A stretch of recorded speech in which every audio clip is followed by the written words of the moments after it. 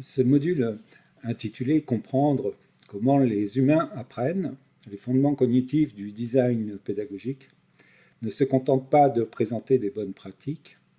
Il propose un cadre théorique et opérationnel ancré dans les sciences cognitives pour repenser la conception des expériences d'apprentissage. Son ambition est claire, passer d'une logique de transmission d'informations à une logique de transformation de la capacité d'agir. Pour cela, il convient de s'appuyer non pas sur des intuitions ou des habitudes professionnelles, mais sur une compréhension fine des mécanismes qui régissent l'attention, la mémoire, la motivation et l'acquisition des compétences chez l'être humain. Nous aborderons ce sujet en 5 grandes parties qui structurent à la fois la réflexion et la pratique du concepteur pédagogique. Commençons par identifier les écarts d'apprentissage au-delà du déficit de la connaissance. Toute démarche de conception pédagogique doit commencer par une question fondamentale: quel est le véritable problème à résoudre? Trop souvent, on suppose à tort que toute difficulté de performance relève d'un manque de connaissances. Or, comme le souligne Julie Dirksen, il existe 6 types d'écarts entre l'état actuel de l'apprenant et la performance attendue. L'écart de connaissance, l'apprenant ne dispose pas de l'information nécessaire. L'écart de compétence, l'apprenant possède l'information mais n'a pas eu l'occasion de la mettre en pratique pour développer une maîtrise opérationnelle. L'écart de motivation, l'apprenant sait quoi faire, sait le faire, mais choisit délibérément de ne pas le faire. L'écart d'habitude, le comportement souhaité n'est pas encore intégré dans les routines quotidiennes. L'écart d'environnement, les conditions de travail, outils, processus, culture organisationnelle entravent l'application du comportement souhaité. Enfin, l'écart de communication, les attentes, consignes ou objectifs ne sont pas suffisamment clairs. Confondre ces écarts conduit à des solutions inadaptées. Par exemple, former un vendeur aux caractéristiques techniques d'un produit ne résoudra pas un écart de compétences s'il ne sait pas adapter son discours à un client réel. De même, une affiche rappelant les bonnes postures de manutention ne suffit pas si l'environnement de travail impose des cadences incompatibles avec ces gestes.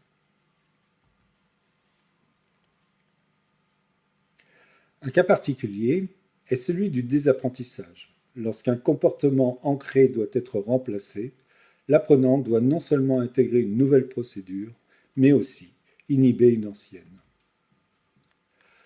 Ce double effort cognitif et émotionnel exige du temps, de la répétition et une tolérance aux erreurs. Dans une fusion d'entreprises, par exemple, les employés de la structure, absorbés, doivent souvent désapprendre leurs anciennes habitudes, ce qui les place dans une situation plus complexe que leurs collègues découvrant le nouveau système pour la première fois.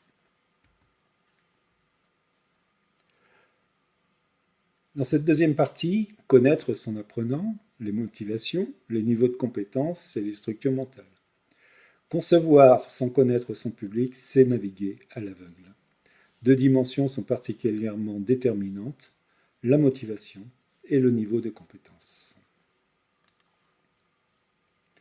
La motivation intrinsèque, l'intérêt pour le sujet en soi, est bien plus durable et efficace que la motivation extrinsèque, qui elle repose sur des récompenses ou des contraintes externes, comme une formation qui serait obligatoire. Pour les apprenants extrinsèquement motivés, il est crucial d'éviter les longs exposés théoriques et de relier immédiatement le contenu à des problèmes concrets qu'ils rencontrent dans leur pratique. Une stratégie efficace consiste à poser les dilemmes ou des scénarios hypothétiques capables de susciter la curiosité.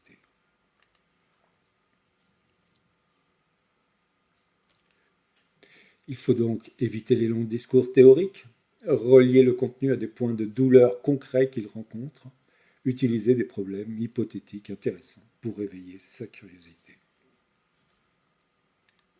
Le niveau de compétence conditionne la structure pédagogique.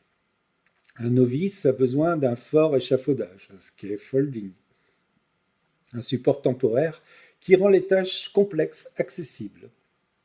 Par exemple, en masquant les fonctions avancées d'un logiciel au début d'une formation, avant d'ouvrir les menus avancés.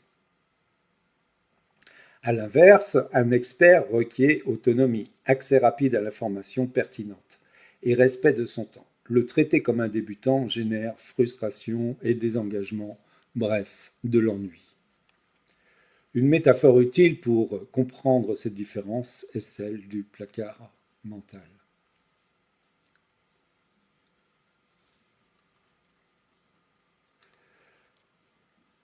L'expert possède un placard bien organisé avec des étagères clairement étiquetées où chaque nouvelle information trouve rapidement sa place.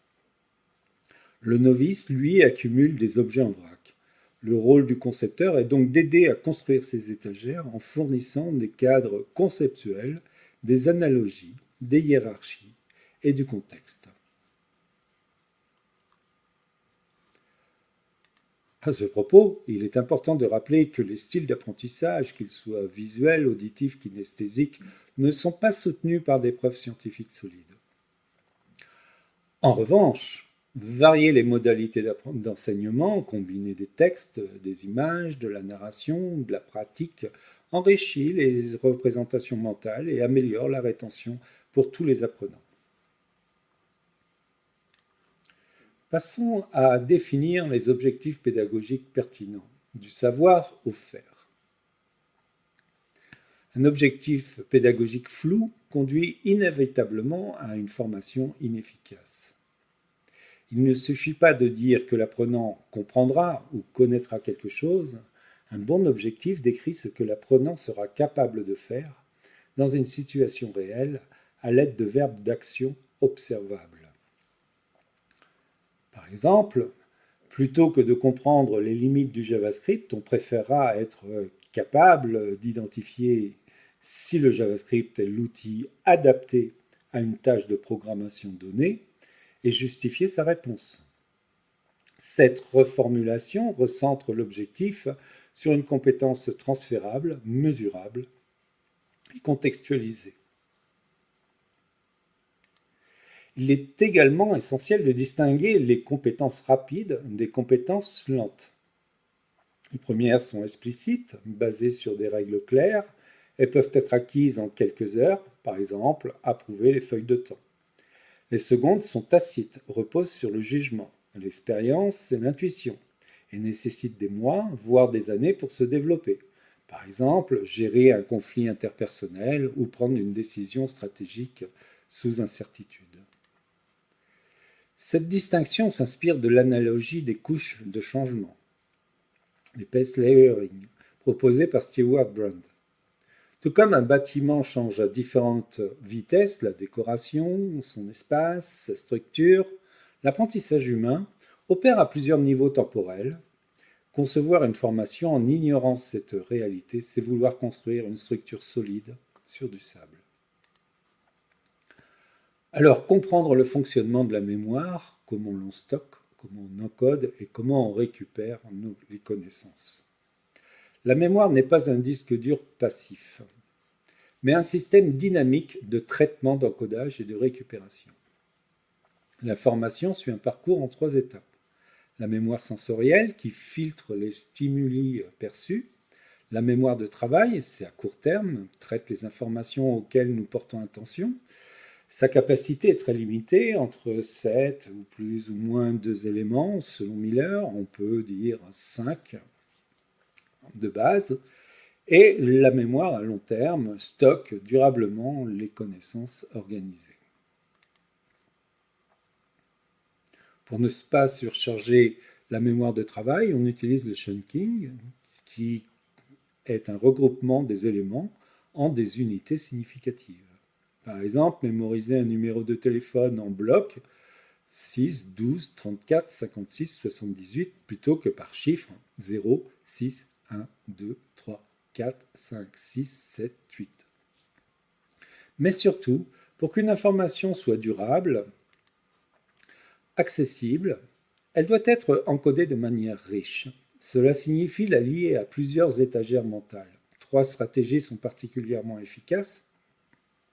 L'apprentissage en contexte, on se souvient mieux dans un environnement similaire à celui de l'apprentissage. Idéalement, on apprend dans les conditions réelles d'utilisation. La puissance des histoires, les récits offrent une structure naturelle. Des personnages, un contexte, un conflit, une aventure pour résoudre le conflit en une étape, 2, 3 étapes, et puis une résolution de chaque conflit. Et cela facilite l'encodage et la récupération.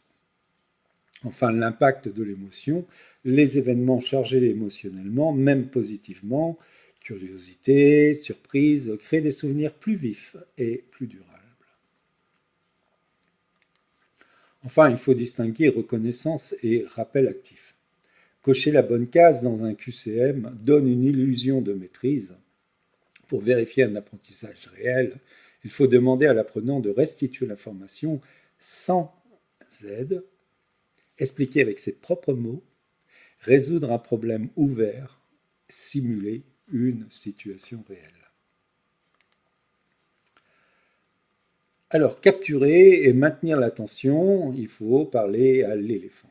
Dans un monde saturé de distractions, capter l'attention est la première condition de tout apprentissage.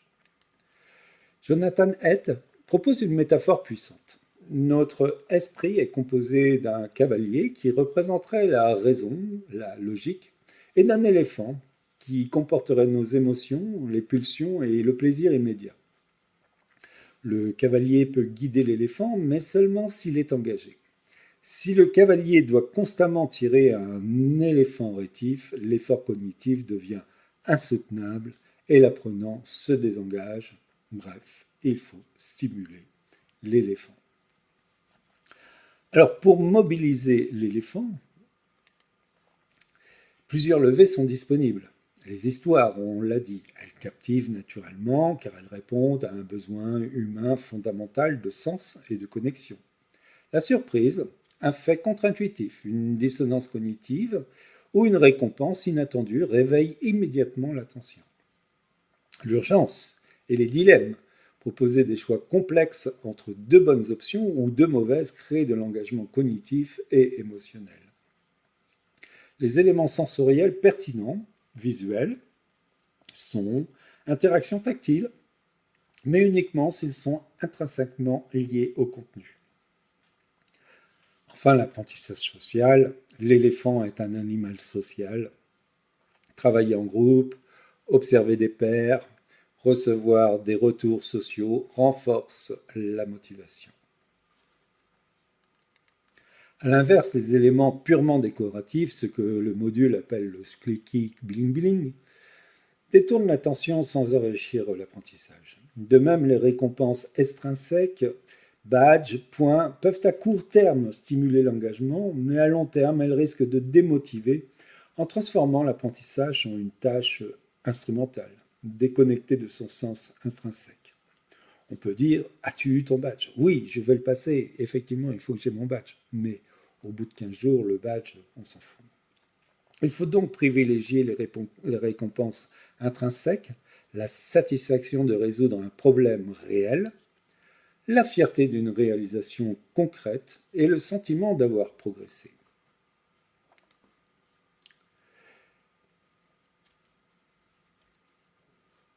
Alors, en synthèse, les 10 principes du design pédagogique cognitif, on pourrait conclure qu'il y ait 10 principes fondamentaux. Identifier l'écart, ne présumez pas que tout problème est un manque de connaissances. Pratiquer, pratiquer, pratiquer, la compétence ne s'acquiert que par l'action répétée et contextualisée. Parler à l'éléphant, l'engager émotionnellement, lui soutenir l'attention. Connaissez votre apprenant, pourquoi est-il ici, quelles sont ses motivations, son niveau d'accessibilité à la connaissance, et le contexte qui vont dicter la conception. Aider les novices à construire des étagères petit à petit, donc fournissez une structure, des analogies et des contextes qui vont progresser petit à petit. Objectif, ce sont des actions. Formulez ce que l'apprenant sera capable de faire, pas ce qu'il saura faire. C'est vous serez capable de faire. Enseigner dans le contexte d'utilisation, cela multiplie le chemin de récupération en mémoire. Vous racontez bien sûr des histoires, c'est le moyen le plus naturel et mémorable de transmettre du sens. Vous testez vos conceptions, rien ne remplace l'observation de vrais apprenants en situation, et puis bien sûr, respectez le rythme de l'apprentissage. Certaines compétences sont lentes, on ne peut pas les forcer. Le parcours de l'apprenant efficace suit donc une séquence claire. Identifier l'écart et le profil de l'apprenant, définir des objectifs d'action et distinguer compétences rapides et lentes, et concevoir pour la mémoire, contexte, émotion, histoire, et pour l'attention, l'éléphant, l'urgence sociale. Enfin, bien sûr, l'évaluation par le rappel actif et l'application réelle. En définitive, ce module ne propose pas une méthode universelle, mais un ensemble de principes scientifiquement fondés pour concevoir des expériences d'apprentissage qui ne se contentent pas d'informer, mais qui transforment durablement la capacité des individus à agir dans leur contexte professionnel. Car comme le rappelle justement le fil conducteur de ce cours, l'essentiel n'est pas de fournir de l'information, mais de concevoir des expériences qui transforment la capacité des gens à agir. Alors dans cette partie 4, il y a quelques exercices d'application que je vous laisserai parcourir. L'exercice 1, des diagnostics des écarts, qui est de niveau facile. Pour chaque scénario ci-dessous, vous identifiez les types d'écarts d'apprentissage dominants, soit la connaissance, la compétence, la motivation, l'habitude, environnement, communication. Par exemple, Mariana, nouvelle manager, a suivi une formation au coaching, mais ne le pratique pas car elle est submergée par la paperasse et le manque de confiance. Donc en fait, ce que l'on peut dire sur Mariana, c'est qu'elle a un écart de motivation, d'attitude, elle manque de confiance et elle est réticente à utiliser ses nouvelles compétences. Elle se dit submergée par la paperasse, ce qui suggère que sa charge de travail ou les processus de l'entreprise ne lui laissent pas le temps nécessaire pour pratiquer le coaching. Ce qui peut entraîner évidemment un écart d'habitude, puisque donner du retour n'est pas une habitude ancrée dans sa routine de management. Elle a donc un écart de compétences jugé secondaire, bien qu'elle ait été formée, elle n'a pas assez pratiqué dans un cadre sécurisé pour être à l'aise. Je vous laisserai voir les diagnostics des écarts sur les deux cas suivants. En exercice 2, qui est de niveau moyen, la consigne, c'est reformuler les objectifs pédagogiques suivants pour les rendre actionnables et observables. Comprendre l'importance de la cybersécurité.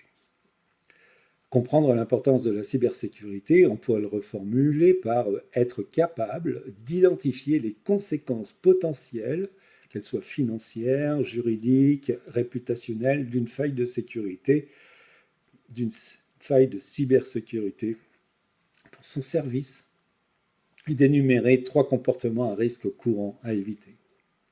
Nous avons donc ici 3 objectifs pédagogiques à résoudre. Ce sont les comportements à risque.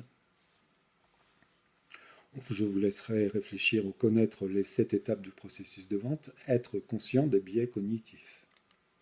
En exercice 3, toujours d'un niveau moyen, la conception d'un hook pour l'éléphant. La consigne, vous devez concevoir le début, les 2 premières minutes d'un module de formation obligatoire sur la nouvelle politique de confidentialité des données de l'entreprise. Votre objectif est de capter l'attention de l'éléphant du côté émotionnel, attiser la curiosité et voir que l'urgence dans la cybersécurité est un point de vigilance accru. Donc décrivez votre scénario d'introduction pour les 2 premières minutes, afin de favoriser l'engagement. Un exercice 4. Analyse de cas plus complexes et difficiles. Le cas de Marcus et lisez-le. Marcus donne un atelier de 2 jours sur une nouvelle technologie de base de données. La première fois, il a passé beaucoup de temps sur les principes fondamentaux du design, mais son public était constitué d'experts qui voulaient juste maîtriser la nouvelle technologie. Certains se sont plaints et Marcus s'est senti dépassé. Alors, les questions, quels écarts Marcus n'a-t-il pas identifiés chez son public? En utilisant le modèle du cavalier-éléphant, pourquoi l'engagement était-il faible? Proposez 3 modifications concrètes que Marcus pourrait apporter à son atelier. Alors, je vais répondre à la question des écarts et je vous laisserai réfléchir aux 2 autres points. L'écart de connaissances spécifiques. Il n'a pas identifié que son public n'avait pas un besoin de connaissances de base, mais un besoin de connaissances très spécifiques sur les fonctionnalités et la logique de la nouvelle technologie. Imaginez des personnes qui connaissent Photoshop, qui connaissent Word, et tout d'un coup, il y a l'intégration de l'IA qui s'intègre dans ces logiciels. Eux vont demander simplement un focus sur l'utilité de l'IA dans le logiciel qu'ils maîtrisent déjà. Et donc on peut avoir bien évidemment un écart de connaissances spécifiques, mais aussi un écart de motivation et d'attitude, puisque le public d'experts vont se sentir frustrés et traités comme des débutants. Donc la motivation est intrinsèque. Elle sert à résoudre un problème professionnel avec un nouvel outil. Et tout cela a été étouffé par un contenu non pertinent de la part du formateur, créant de la frustration et un rejet de la formation. Je vous laisserai réfléchir donc le modèle du cavalier éléphant pour pouvoir changer l'espace et la vision de la formation de Marcus.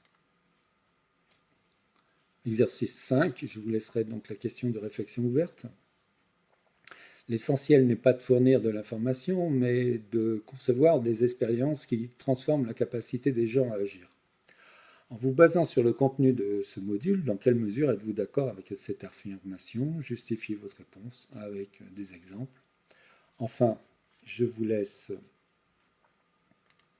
réfléchir sur la référence bibliographique et webographique, donc largement inspirée de l'ouvrage de Dirksen, mais également de Bransford et Johnson sur les compréhensions contextuelles, sur la mémoire du travail de Miller, sur Happiness Hypothesis, qui parle donc du cavalier et de l'éléphant, et de Matt Lustig, le pouvoir des histoires, et l'impact des distracteurs de Thalheimer. Je vous remercie pour votre attention.